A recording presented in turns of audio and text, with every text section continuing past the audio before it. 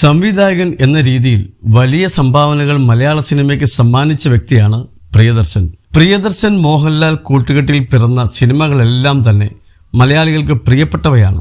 മലയാളത്തിൽ മാത്രമല്ല, ബോളിവുഡിലും തൻ്റെ കയ്യൊപ്പ് പതിപ്പിച്ച സംവിധായകൻ കൂടിയാണ് അദ്ദേഹം.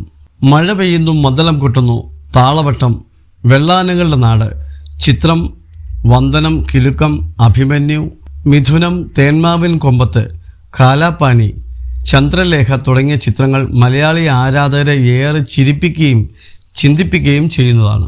ഹേര ഫേരി, ഹംഗാമ, ഭൂൽ ഭൂലയ്യ, ചുപ് ചുപ് കെ, ഗരം മസാല തുടങ്ങി പ്രിയദർശൻ സംവിധാനം ചെയ്ത ഹിന്ദി ചിത്രങ്ങളും ശ്രദ്ധേയമാണ്. മലയാള ചിത്രം റാംജി റാവു സ്പീക്കിങ്ങിൻ്റെ ഹിന്ദി റീമേക്കാണ് ഹേര ഫേരി. തമിഴിൽ പ്രിയദർശൻ സംവിധാനം ചെയ്യാനിരുന്ന ചിത്രമായിരുന്നു അൻപേ ശിവം. എന്നാൽ അൻപേ ശിവം ഷൂട്ടിംഗ് ആരംഭിക്കുന്നതിന് മുൻപ് പ്രിയദർശനും കമൽഹാസനും തമ്മിലുണ്ടായ അഭിപ്രായ വ്യത്യാസങ്ങളെ തുടർന്ന് പ്രിയദർശൻ പിന്മാറുകയായിരുന്നു. പിന്നീട് ചിത്രം സുന്ദർ സി സംവിധാനം ചെയ്യുകയായിരുന്നു.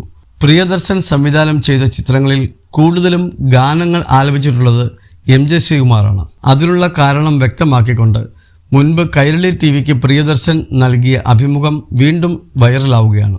യേശുദാസ് തന്നെ പണ്ടൊരിക്കൽ ഇറക്കിവിട്ടതിനെക്കുറിച്ചും പ്രിയദർശൻ പറയുന്നുണ്ട്. ഞാൻ ജനിച്ച സമയം തൊട്ട് മലയാള സിനിമയിൽ കേൾക്കുന്ന പാട്ടുകൾ ദാസേട്ടൻ്റെ പാട്ടുകളാണ്. എൻ്റെ ആദ്യകാല സിനിമയിൽ അദ്ദേഹം പാടിയിട്ടുമുണ്ട്. ഇത് ചെറിയ സംഭവമാണ്. ഞാൻ സംവിധായകൻ ആണെന്ന് അറിഞ്ഞിട്ടാണോ അല്ലാതെയാണോ എന്നൊന്നും അറിയില്ല. എന്നോട് ഇറങ്ങിപ്പോകാൻ പറയുന്നു.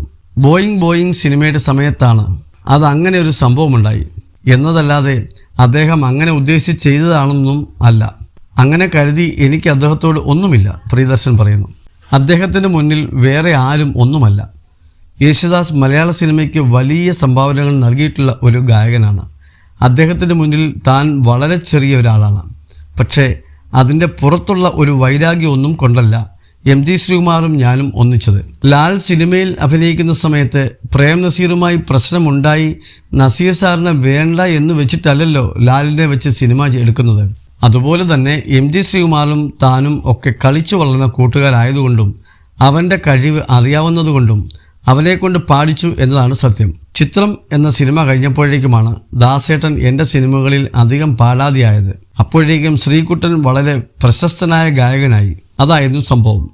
പക്ഷേ അധികം ആർക്കും അറിയാത്ത ഒരു കാര്യമുണ്ട്. വിജയ് യേശുദാസ് ഹിന്ദിയിൽ പാടിയ പാട്ടുകൾ അധികവും തൻ്റെ സിനിമയിലാണ് പാടിയത്. സത്യത്തിൽ ദാസേട്ടനുമായി ഒരു പ്രശ്നവും ഉണ്ടായിട്ടല്ല അദ്ദേഹം എൻ്റെ സിനിമയിൽ പാടാതിരുന്നത്. അത് കഴിഞ്ഞ് മേഘം വന്നപ്പോൾ ദാസേട്ടൻ വീണ്ടും പാടി. മേഘത്തിൻ്റെ സമയത്ത് ദാസേട്ടനെ ഞാൻ വിളിച്ചു. ഇങ്ങനെ ഒരു സിനിമ എടുക്കുന്നുണ്ട്, ദാസേട്ടൻ പാടണം എന്ന് പറഞ്ഞു. അപ്പോൾ ദാസേട്ടൻ പറഞ്ഞു, അതാണല്ലോ എൻ്റെ ജോലി. അന്ന് അങ്ങനെ ഒരു സംഭവം നടന്നതൊന്നും ദാസേട്ടൻ ഓർമ്മയില്ല. എപ്പോഴാടാ ഇത് എന്നാണ് അദ്ദേഹം ചോദിച്ചത് എന്നും പ്രിയദർശൻ ഓർത്തെടുക്കുന്നു.